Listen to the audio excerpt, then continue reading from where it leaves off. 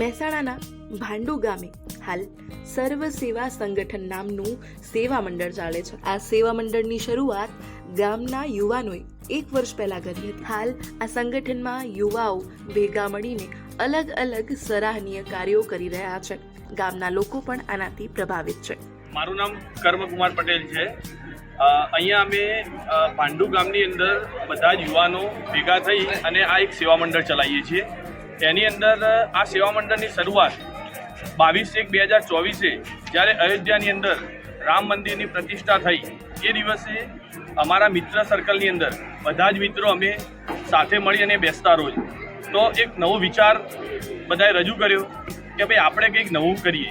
તો એ દિવસે રાત્રે અમે આ સેવા મંડળની શરૂઆત કરી છે। તેની અંદર અમે અબોલ જીવોની સેવા કરીએ છીએ, વૃદ્ધાશ્રમ, અનાથ આશ્રમ, તેની અંદર બાળકોની જરૂરિયાત મુજબ, વૃદ્ધોની જરૂરિયાત મુજબ એમને સેવાઓ પૂરી પાડીએ છીએ। કૂતરાઓ માટે દર રવિવારે અમારા મંડળ દ્વારા કંસાર, શીરો, ખીચડી, લાડુ વગેરે બનાવી અને એનું રવિવારે વિતરણ કરવામાં આવે છે। આ પ્રકારની અનેક સેવાઓ અમે અને બીજી એક મોટામાં મોટી સેવા અમે કરીએ છીએ કે જેની અંદર માણસના મૃત્યુ બાદ જ્યારે એને અગ્નિ સંસ્કાર આપવા માટે જે ખાપણ કીટની જરૂર પડે છે એ અમે અમારા ભાંડુ ગામની અંદર તદ્દન ફ્રી ઓફ અમારા સેવા મંડળ દ્વારા આપવામાં આવે છે।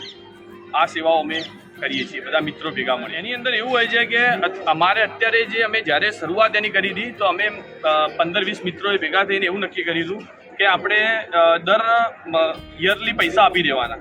તો એની અંદર અમે એક નાની રકમથી સેવાની શરૂઆત કરી હતી અને અત્યારે તો અમારી જોડે ગામના આજુબાજુના લોકો બધા જ ભેગા મળીને એટલો બધો સેવાની અંદર એટલો બધો અમને દાન આપ્યું છે કે અમે હરરોજ એક નવી સેવા ચાલુ કરી શકીએ। એ રીતનું અમારું આયોજન છે। ચેતનભાઈ પટેલ છે।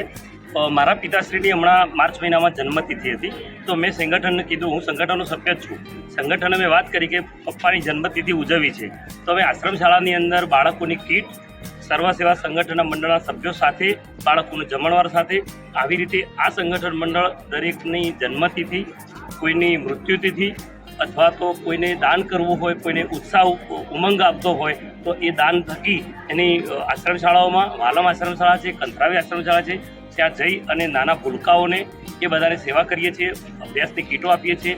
નવા પ્રોગ્રામમાં આ વખતે સંગઠન મંડળ બાળકોને વિનામૂલ્યે નોટોનું વિતરણ કરવામાં અગ્રેસર રહ્યું છે। એટલે 6 થી 7 હજાર જેવા ચોપડા છપાઈ અને અમે દરેક બાળકને આજુબાજુના ગામમાં વિનામૂલ્યે આપવાનું નક્કી કરેલું છે। અને સંગઠન મંડળથી એક ફાયદો એવો થયો કે 60 થી 70 યુવાનો જે મોબાઈલના વ્યસનમાં હતા એ મોબાઈલના વ્યસનથી દૂર થઈ ગયા, સેવાના કામમાં જોડાયા છે। કોઈ વ્યસન કરતું હોય, નાના મોટા મસાલા ખાતો હોય એ માણસ પણ બંધ થઈ ગયો છે અને મસાલાની બચત જે હોય એ અમને સંગઠન મંડળને આપી રહ્યો છે। એ રીતે આ લોકો અમને મદદ કરી રહ્યા છે અને અમને અમારો ઉત્સાહ જાળવી રહ્યા છે।